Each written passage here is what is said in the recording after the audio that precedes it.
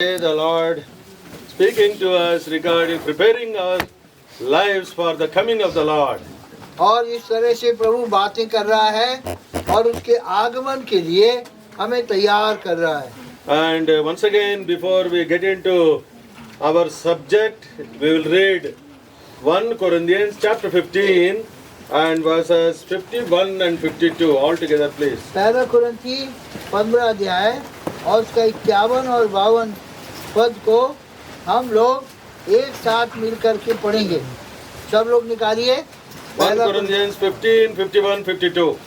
15 अध्याय और उसका 51 और 52. पहला कुरिन्थियों. Behold, I देखो मैं तुमसे भेद की बात करता हूँ. हम सब नहीं सोएंगे परंतु सब बदलेंगे और यह क्षण भर में पलक मारते ही अंतिम तुरही फूटते ही होगा, क्योंकि तुरही फूटी जाएगी और मुर्दे अविनाशी उठाए जाएंगे और हम बदल जाएंगे. May our living and loving Lord speak to our hearts from His own word. अपने वचनों के अनुसार प्रभु हमारे हृदय से बातें करे. And especially this is the mystery of the rapture. और ये उठाए जाने का भेद है. And especially 1 Corinthians chapter 15 speaks of the chapter of resurrection. और ये पहला कुरिन्थी 15 अध्याय ये पुनरुत्थान का अध्याय है. There were many questions in the church at Corinth regarding the resurrection.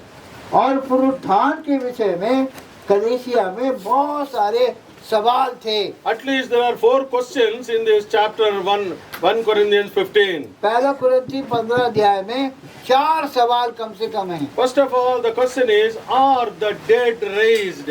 पहला सवाल था क्या मुर्दे जी उठते हैं. Secondly, when are they raised?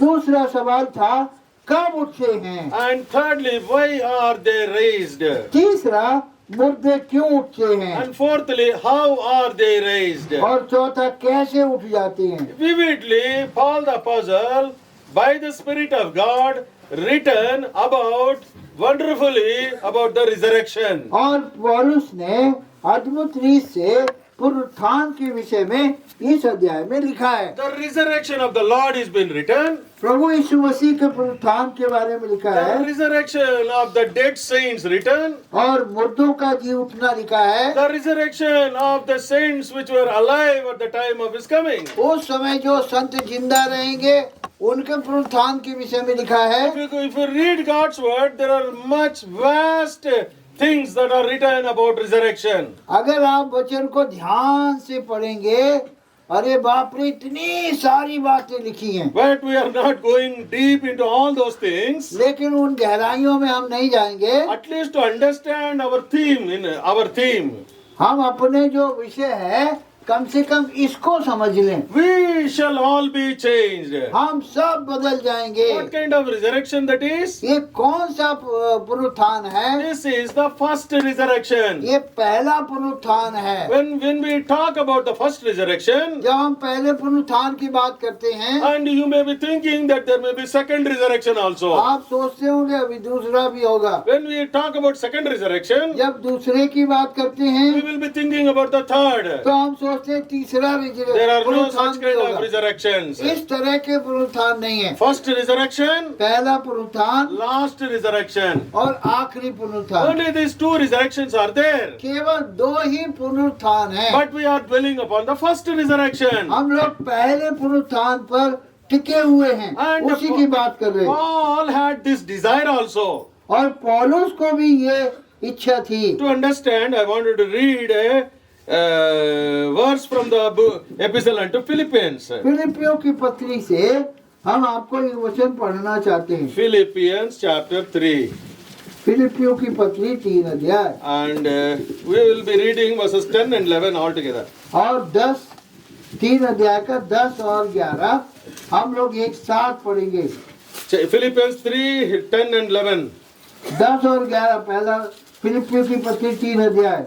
That I may know Him and the power of His resurrection and the fellowship of His suffering, being made conformed unto His death, if by any means I might attain unto the resurrection of the dead. के पद तक पहुँचूं। See, if you read Philippians chapter 3, अगर फिलिप्पी 3 अध्याय पढ़ोगे, we come across the desires of the Paul the apostle. पौलुस के दिली इच्छा को आप जानेंगे। And secondly, we read about the practices of Paul even in this chapter. और पौलुस की जो अभ्यास है उसके बारे में भी देखते हैं। There are 12 desires उसकी 12 इच्छाएं हैं in this chapter. इस अध्याय There में, are 12 practices. और 12 प्रकार से अभ्यास भी In किया। order to fulfill the desire, उस इच्छा को पूरा करने के लिए he is doing that practice. और उसका अभ्यास भी कर रहा है। We can learn something from the life of Paul. और उसके जीवन से सीख सकते हैं। Without practice, we cannot obtain our desires. और बिना अभ्यास करे अपनी इच्छा को आप नहीं प्राप्त One करेंगे। of the desires of the Paul has been mentioned here in verse 11. और 11 अध्याय में यहाँ 11 वचन. 11 पद में यहाँ पर एक इच्छा है उसकी, If by any means I might attain unto the resurrection of the dead. ताकि मैं किसी रीस से मरे हुओं में से जी उठने के पद तक पहुँचूं। A lot of difference between English and Hindi. Hindi में और अंग्रेजी में आसमान जमीन का अंतर है। Now you see here, हाँ हाँ, we can get good stuff from Hindi here. Hindi से आपको अच्छी बातें मिल रही हैं। Here it has been written, resurrection of the dead. यहाँ पर लिखा मरे हुओं में से जी उठना। ऐसा नहीं लिखा हुआ है इंग्लिश में. इंग्लिश में ऐसा नहीं है, Resurrection of the dead.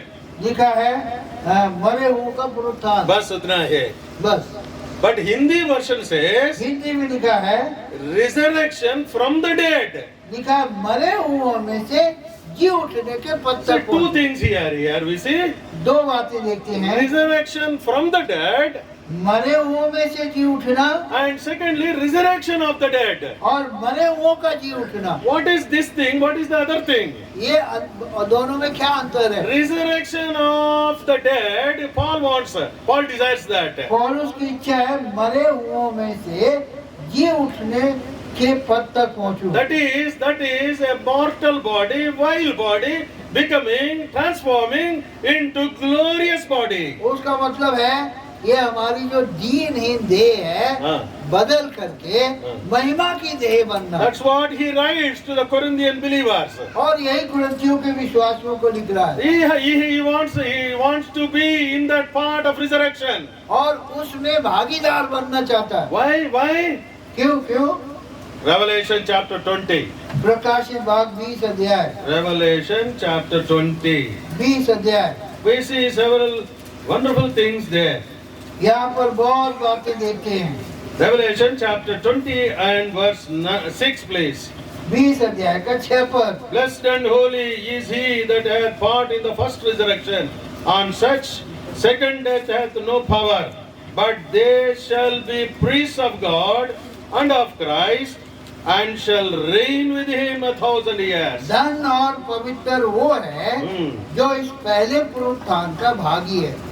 ऐसों पर दूसरी मृत्यु का कुछ भी अधिकार नहीं, पर वे परमेश्वर और मसीह के याजक होंगे और उसके साथ 1000 वर्ष तक राज करेंगे। People who are a part of the first resurrection, जो पहले पुनरुत्थान के भागी हैं, people who wants that they should be raised from the dead. और जो चाहते हैं मुर्दों में से जी उठें। In other words, people want to be the part of the rapture. और उठाए जाने में भागीदार बनना चाहते There हैं। are many terms are given to the rapture. और उठाए जाने के बारे में बहुत सारी बातें हैं। The resurrection of life has been given to that. और जीवन का पुनरुत्थान है। The resurrection of the righteous one. और धर्मियों का पुनरुत्थान The है। resurrection from the dead. और मरे हुओं का पुनरुत्थान है। And in Revelation 26, the first resurrection. और यहाँ पर 20 अध्याय 6 पद में पहला पुनरुत्थान This है। is the first resurrection. ये पहला There पुनरुत्थान। are many privileges given to people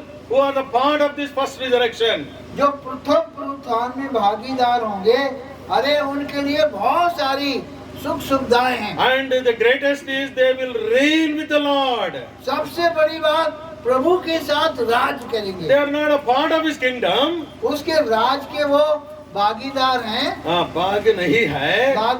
योग्य नहीं है, योग नहीं brother. They are not part of the kingdom, उस राज के भागीदार नहीं है, but they are the rulers of that kingdom. लेकिन उसके अधिकारी होंगे। There is a wonderful privilege. ये अद्भुत बात है। What about the second one? अब दूसरे में क्या होंगे? Resurrection of the dead. मुर्दों में से जी उठे, That is the final one. वो आखिरी है। That is the resurrection of the sinners.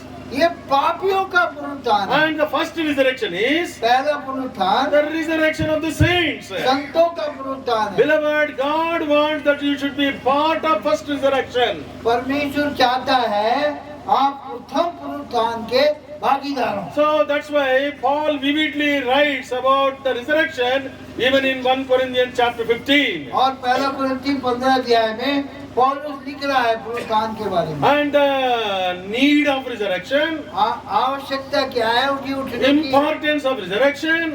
कितनी आवश्यक है उसके So बारे many में things are written in 1 Corinthians chapter 15. पहला कुरिन्थी 15 अध्याय में इतनी सारी बातें लिखी In हैं। the short time, अभी थोड़े समय में we are going to see some beautiful thoughts of God for our lives. हमारे और आपकी जिंदगी के लिए ईश्वर के बड़े सुंदर विचारों को देखेंगे। अभी तक हम एक गाना गाते थे, अभी हमने गीत गाया था तुरही का शब्द, तुरही का शब्द, wonderful Lord confirmed my message. और प्रभु ने इस वचन को कंफर्म कर दिया। And in the first session we have seen when shall we be changed? हम पहले में देखा था कब बदल जाएंगे, Only when we receive Him, जब हम उसे when स्वीकारेंगे, we rise from the dead, जब मुर्दों में से जी उठेंगे, led by the Spirit of God, आत्मा के द्वारा चलाए जाएंगे gathering together as the saints of God. और संतों के नाम इकट्ठे किए जाएंगे। Now in the second session, अब दूसरे भाग में we are going to see one more thing. एक और बात देख रहे, See that verse once again we will read. एक बार फिर पढ़ेंगे 1 Corinthians chapter 15 पहला कुरिन्थी और उसका 15 अध्याय and verse 52. और उसका 52 In पद। a moment, in the twinkling of an eye, at the last trump. क्षण भर में पलक मारते ही पिछली तुरही फूंकते ही, At the last trump. यहाँ पर लिखा पिछली तुरही फूंकते ही, When the trumpet shall sound, जब तुरही बजेगी, the dead shall rise incorruptible. तुरही फूंकते ही यहाँ पर लिखा मुर्दे अविनाशी दशा And में we हो shall जाएंगे be changed. और हम बदल जाएंगे। See, here we are going to dwell upon this subject. इस विषय पे हम लोग ध्यान मनन करेंगे। I want everyone to be very attentive. आप लोग बहुत चौकन्ना से सुनिए I want you to not to miss certain things. और ये चीजें आप लोग चूकना नहीं है। Because Lord has kept upon my mind, upon my heart. प्रभु ने ये बात मेरे दिल पर रखी है, So therefore I want to share with you. हम आपको बांटना चाह रहे I हैं। want to share about the last trump. आखिरी तुरही के बारे में आपको समझाना चाहते हैं। There is much false teaching in the world about the last trump. ये आखिरी तुरही के बारे में दुनिया में बहुत झूठी बातें फैली हैं। They say that the last trump is the trumpet sound during the time of tribulation. और वो कहते हैं आखिरी तुरही विपत्ति के समय में फूंकी जाएगी। Beloved, tribulation is not for saints, it's for sinners. याद रखो जो विपत्ति महाविपत्ति है हाँ। संतों के लिए नहीं है, पर पापियों के लिए है। 7 years, 3.5 years tribulation, 3.5 years great tribulation. और 3.5 साल विपत्ति और आधे 3.5 साल महाविपत्ति। This is not for a child of God. ये उद्धार पाए हुए लोगों This के is लिए not for नहीं, overcomer. जयवंत लोगों के लिए This is नहीं, not for the church of God and the bride of Christ. और परमेश्वर की कलीसिया और उसकी दुल्हन के लिए नहीं है, Beloved, this is for the sinners who are left behind. और उन पापियों के लिए हैं जो पीछे छूट जाएंगे। For them God is going to sound and blow the trumpets of tribulation. और उनके लिए ये विपत्ति वाली तुरैया फूंकी I जाएगी। want you to be very careful and notice that this last trump is not the trump that is blown during time of sufferings. और दुख के समय जो 7 तुरई फूंकी जाए उनमें से नहीं है No. आखिरी तुरई। Now I want to tell you, अभी बताना then what चाहते is this last trump? अब ये आखिरी तुरई है क्या? There are many trumpet sounds that are recorded in the book of Numbers. और गिनती की किताब में कई प्रकार की तुरहियों की आवाजें, To call the children of Israel for the assembly, जब मंडली को बुलाया जाता था, to go forward in their journey, a trumpet is been sound. जब प्रस्थान करते थे तो एक और प्रकार की तुरही फूकी जाती थी। And to do the solemn feast, and the trumpets are being sounded. और जब बड़े त्योहार मनाते थे तब तुरही का अलग तरीके से आवाज And निकलती थी। even at the time of the warfield, battlefield, certain trumpet sounds have been blown. और जब लोग युद्ध के मैदान में जाते थे तो अलग प्रकार की तुरही फूकी जाती थी। Beloved, the last trump here is not of that also. उनमें से ये आखिरी तुरही नहीं है। In order to make you very clear, I want to speak from the book of Genesis till here. हम उत्पत्ति लेकर यहाँ तक आपको स्पष्ट बताना चाहते From हैं। Genesis to Revelation, the ages that are done in the world has been divided into certain parts. और उत्पत्ति से लेकर प्रकाशित भाग तक जो युग बांटे गए हैं हाँ। वो अलग अलग हैं। I want you to know, हम आपको बताना चाहते हैं, even if you may forget the age, अगर आप उस युग को भूल जाए, but don't forget the message. लेकिन उसके संदेश को ना भूलें। I want you to be very careful about that message. वो संदेश को ना भूलें। At the end of every age, हर युग के अंत में God has a message for His children. उसके लोगों के लिए संदेश है। I want to divide in this way. हम इस तरह बांट रहे हैं, From the day of God's creation, सृष्टि से लेकर के, if you have books, you can write down also. आप लिख भी सकते हो, From the day of creation सृष्टि से लेकर के till the fall of man, the Adam, आदम के गिरने के समय तक, and that age is called the age of innocence. और उसको अज्ञानता का युग कहते हैं। Days of innocence.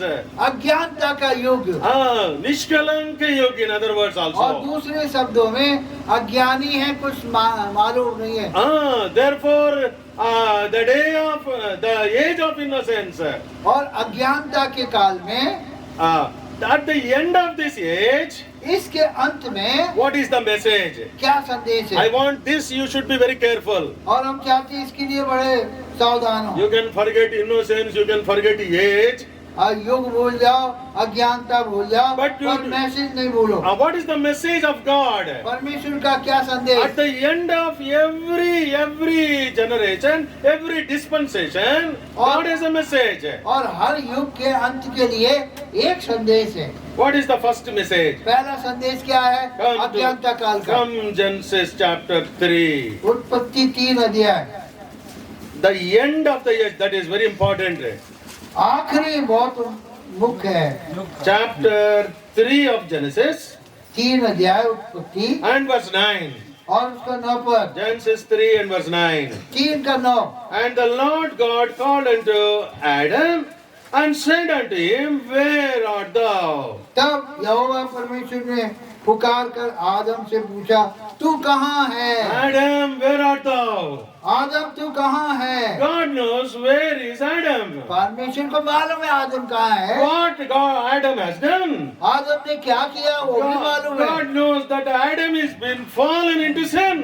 परमेश्वर को मालूम है आदम पाप में गिर गया। God knows that Adam has become disobedient, rebellion against God. परमेश्वर को मालूम है आदम अनाज्ञा आज्ञा नहीं मानी है और बलवा किया है। End of the first generation, first age. पहले युग का अंत है। What is the Lord speaking to us? प्रभु क्या बोल रहा है? Where art thou, Adam? तू आदम तू कहाँ है? Beloved, this is the message Lord is speaking to you. और ये संदेश प्रभु आपसे कह रहा है। Before you hear the last trump, ये आखिरी तुरही की आवाज सुनने से पहले, before you hear the sound of the last trump, उसकी आवाज सुनने से पहले, you see the first trump that is being blown here. ये पहली तुरही फूकी गई क्या? Where art thou, Adam? आदम, हे आदमी तू कहाँ है? The Lord is speaking to you, pointing you. आपसे उंगली उठा के कह रहा है, तू कहाँ पर है? God knows where you are, प्रभु को मालूम है तुम कहाँ where हो, your mind is, तुम्हारा मन कहाँ है, where your secrets are there, कहाँ तुम्हारी भेद की where बात your है, thoughts lives are there. आपके विचार कहाँ कहाँ जा What रहे हैं? is why the Lord has sounded this trumpet? ये तुरही क्यों परमेश्वर ने फूकी? Lord wants that Adam should come out from the stage. और परमेश्वर चाहता है इस परिस्थिति से आदम बाहर आए। Lord wants that Adam should return unto God. आदम परमेश्वर के पास लौट आए। Beloved, the same message the Lord is giving to you. हमारे आपसे भी कह रहा है। Lord, where art thou, dear young man, dear young girl? और परमेश्वर कहता है जवान भाई, हे जवान बहन तू कहाँ है? Beloved, where are you today? आज आप कहाँ हैं? Are you in the presence of God? प्रभु की उपस्थिति में हैं? Are you away from the God because of the sin? और पाप के कारण या यहाँ बैठे तो यहाँ है, पता नहीं कहाँ है। Sin is the root cause of all our fears. और पाप ही है सारे डर की हालत है। Adam frightened. It is because of not his nature but because of sin. आदम डरा हुआ है पाप के कारण, Now- उसके स्वभाव के कारण Now नहीं। the Lord has given this message. प्रभु ने ये संदेश दिया, Where art thou, Adam? हे आदम तू कहाँ है? What does this mean? इसका मतलब क्या है? What does this mean? Can you tell? आप बता सकते हैं? Where are you, Adam means, Adam, what have you done? हे आदम तूने क्या किया है? ये उसका अर्थ है। Adam, what have you done? हे आदमी तूने क्या किया है? Beloved, God knows what we have already done. हमने क्या किया है वो प्रभु को मालूम है। Even our all past life is like a picture before Him. हमारी जो पिछली जिंदगी है उसके सामने एक पिक्चर के समान है। Beloved, He knows what we have done. उसको सब मालूम है हमने क्या किया है। Why this message is being brought to the notice of Adam? आदम के सामने ये संदेश क्यों आया? God does not want Adam to continue in sin. परमेश्वर नहीं चाहता आदम पाप में बना रहे। Beloved, this is the same message given to all of us. ये हम सब के लिए वही संदेश है। His coming is drawing very nigh. उसका आना बहुत निकट है। Beloved, God wants that you should not continue any kind of sin. परमेश्वर नहीं चाहता किसी भी प्रकार के पाप में आप बने ही रहें। You know very well. आप जानते हो The sin which is tormenting you. जो पाप है वो तुम्हें तड़पा रहा That है। sin which is drawing you back from the ways of God. परमेश्वर से आपको जो पाप दूर ले जा रहा है, Beloved, turn from the sinful ways. उस पाप के तरीके से निकलो, Turn from the wicked ways. दुष्टता से निकलो। This is the message of God to you this afternoon. यही संदेश आपके लिए है। Where art thou? हे तू कहाँ है? What have you done? तूने क्या किया है? Beloved, shall we turn to the book of Jeremiah यिर्मयाह की पुस्तक and chapter 6. और 6 अध्याय। There we see several things the Lord is speaking to the children of Israel. कई बातें प्रभु यहाँ पर प्रभु अपने बच्चों से कह रहा है। Jeremiah chapter 6. यिर्मयाह 6 अध्याय। The Lord is speaking to them क्या बोल रहा है? that they should be fall into the ways of God. परमेश्वर के मार्ग से हट गए God wants that they should turn unto Him. और वह परमेश्वर के पास लौट We आए। have no time that if you can read the whole chapter, अगर पूरा अध्याय पढ़ेंगे God is after them. परमेश्वर उनके पीछे पड़ा है, That they should be turned from their wicked ways. अपनी दुष्टता से लौटे। This is the heart and mind of God for the people of God. ये प्रभु के मन हृदय है In उसके लोगों your के own लिए। time you can read, dear brothers and sisters. मेहरबानी से इस अध्याय को अपने में पढ़िए। What is the message of the first trump? पहले तुरही का शब्द क्या है? Turn from your wicked ways. No problem. हाँ, अपने Turn from दुष्ट your मार्ग से फिरो, turn from your wicked ways. अपने दुष्ट मार्ग से फिरो।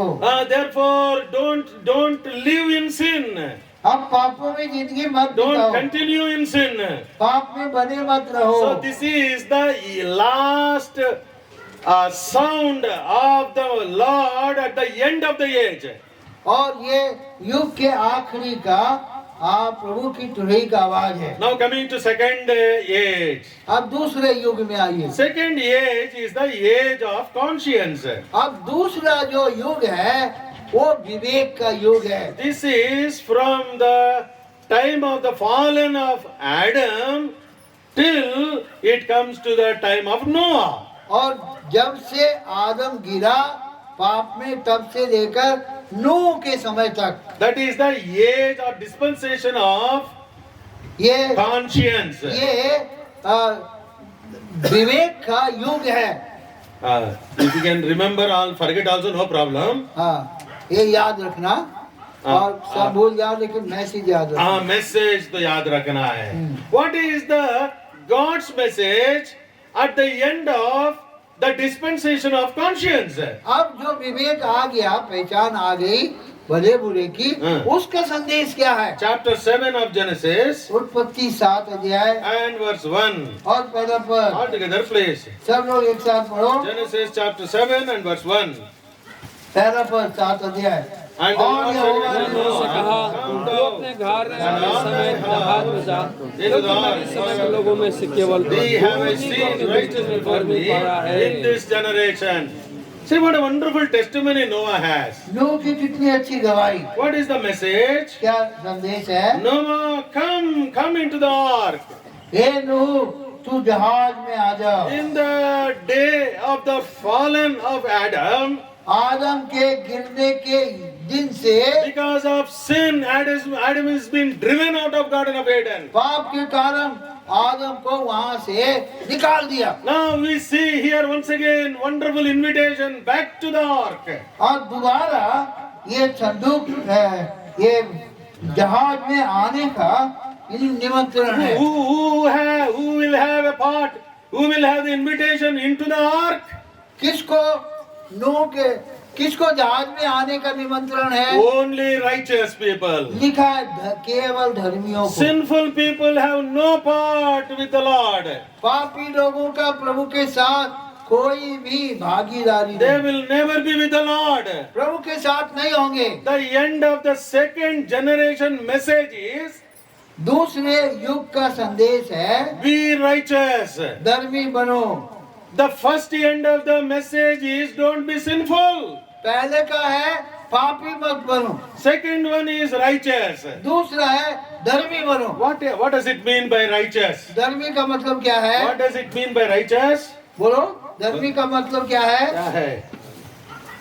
English, there is a wonderful definition for this. English में बहुत अच्छी परिभाषा है। Righteous, it has been given. Righteous शब्द दिया The गया है। meaning of the righteous is a right stand before God. उसका अर्थ है प्रभु के सामने ठीक रहना। Beloved, this is God's message this afternoon for every one of us. हम सब के लिए परमेश्वर का संदेश है, ईश्वर के सामने सीधे रहो। And our stand should be proper.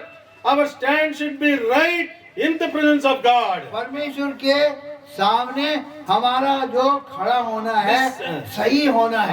Only those people who are proper stand in the presence of the Lord, they only will hear the last trump. और जो परमेश्वर के सामने सीधे हैं वही ये आखिरी तुरी का शब्द सुनेंगे। They only will hear, come into the ark. और वो सुनेंगे, आओ बेटा बेटी जहाज के अंदर आ जाओ। They only will be transformed. They only will be changed.